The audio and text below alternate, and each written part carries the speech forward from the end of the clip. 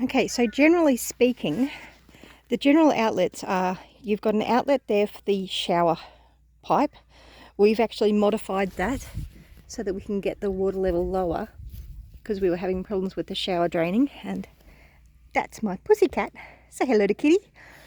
So you've got the hot water in on that side and the hot water in out, the cold water in on that side. And we've got a gas hot water system. So I honestly don't necessarily know if I recommend these. It's not tragic. We have had it fitted properly with gas cylinders, so we have to change those over regularly. Now that hole there is supposed to be for the outlet for the toilet.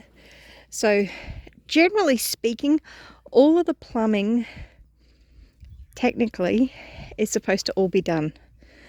So you shouldn't really have too many problems other than coming out through that hole and in through those holes. And out through that hole. We've got a composting toilet, so we don't use the sewage hole. So I've got that covered with plastic. I know, it's wonderful. It's a temporary solution. I'm actually looking at potentially putting a fan, extractor fan in there. I know generally they go up in the roof, but yeah, we don't really have a roof cavity. And the roof we've got on there is not the one that comes with these folding houses. So yes. So the other thing we've done is where they've actually got the plumbing set up to have your kitchen sink, we actually have a dishwasher sitting there, and we have our kitchen sink so that it's outside the window, so that I can actually look out the window while I'm doing the dishes. So that's the outlet for that, which isn't actually connected at the moment. Oh, that's really not good at all.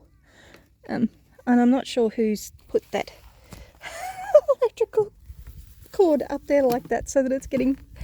Oh dear. Gavin did something with this recently because we were having trouble with the water draining from the shower, which is why the pipe is now down there and not coming out there anymore. So yeah, so we've got the water coming in. I had a plumber come and set that up. The hot water system, I think, was about 2000 from memory. It was a long time ago. And then we've got the pipe, the copper pipe going all the way back over there. We've got a tap on the outside there. And then we've got a secondary pump that connects to the water tank. That's also got a filter on it, and I think the filter and the pump were about 2000 as well.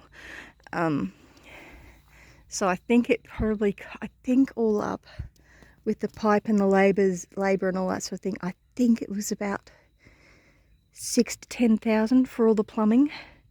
Can't remember completely. Generally speaking, that's not a good idea. You should have your air conditioner not covered in weeds. Yes. But we do have a split system air conditioner in the container house, and that helps a lot. So I'll come down this way because we'll go over to the power now. We've got the air conditioner, and it's isolated on its own circuit, which I believe goes to the switchboard that's in the container house.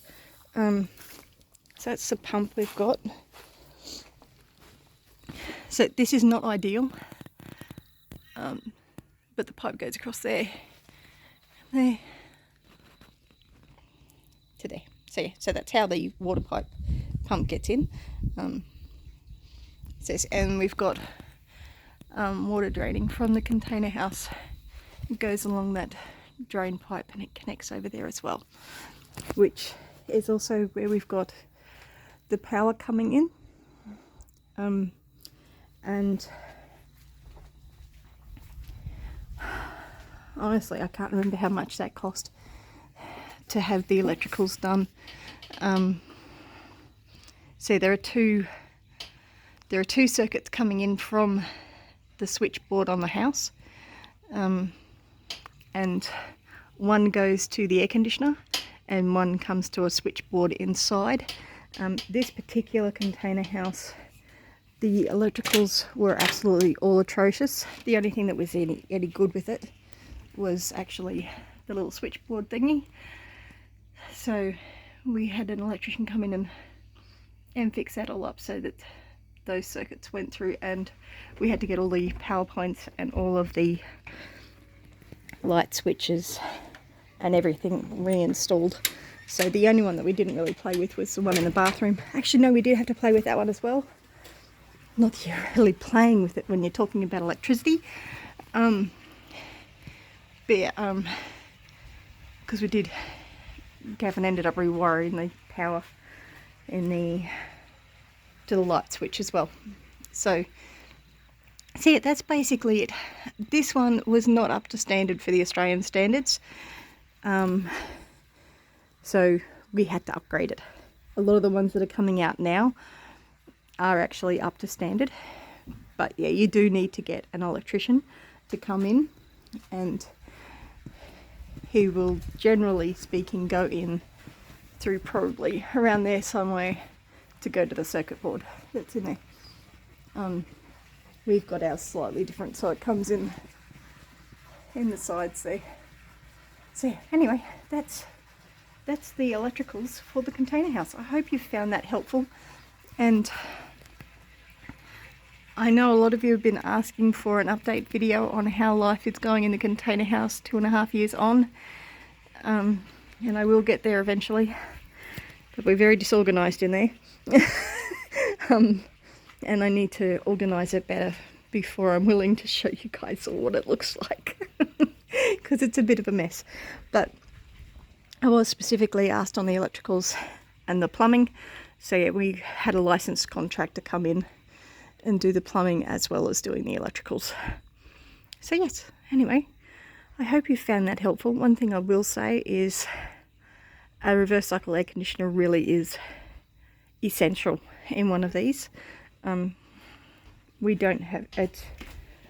It's not a huge system. I think that's a 2 kilowatt system that we've got, and that runs nicely with the house. It cools the container house. It cools it down nicely and warms it up nicely quite quickly. Well, I don't have it turned up that high, but it does do the job quite nicely.